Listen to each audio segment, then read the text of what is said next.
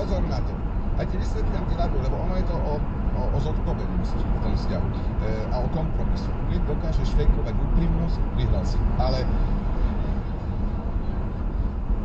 lebo o zodpovednosti napríklad, keď sa žene rozlije polievka na zem, tak ona to v momente upracuje. Ona v momente upracuje celý byt. Ona ide normálne susedom dole zazvoní. Nepotrebujete upratať.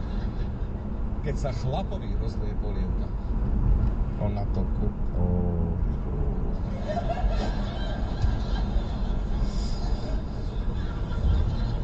Tomáš, čo... ono sa to rozširuje. A potom začne preháňať. Toto sa len nemôže stať. A nevytrpeli sme si Židia už príliš na tomto svete. Potom aj volá kamaránkom, chalani, pomôžte mi, čo sa stalo, Mišo? No rozlial som polievku, fú, kto to utre?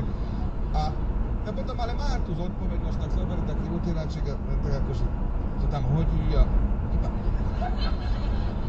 To je len polievka, ale keď mu náhodou, že drbne dóza s medom, to chce umrieť.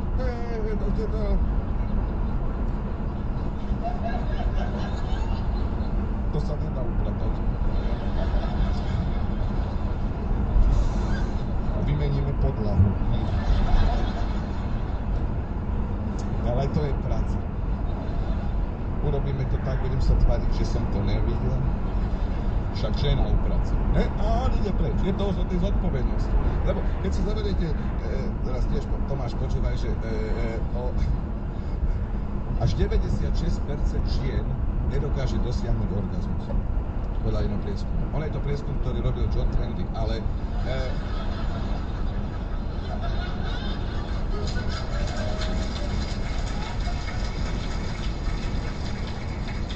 zase prečo mu neverím? Prečo mu neverím? Čiže, ak sa vám nechce mať sex, treba to povedať. Fakt, netreba sa vyhovárať tu na, že nemám upravený tento Central Park Garden. Naozaj. Ani sa vyhovárať na to, že som unavený a za 3 sekundy spať. Nedá sa zaspať za 3 sekundy. Nenesi hasič po 24-hodinovej službe a spať za 3 sekundy. Lebo ty vidíš, že to ten partner hrá v tej posteli. Že on neozaj spí a ty nechceš ho nechať tak zrušeného. Tak začneš robiť v tej posteli tie najúchylnejšie veci vôbec. Najprv začneš takto akože masírovať zozadu tú šiju.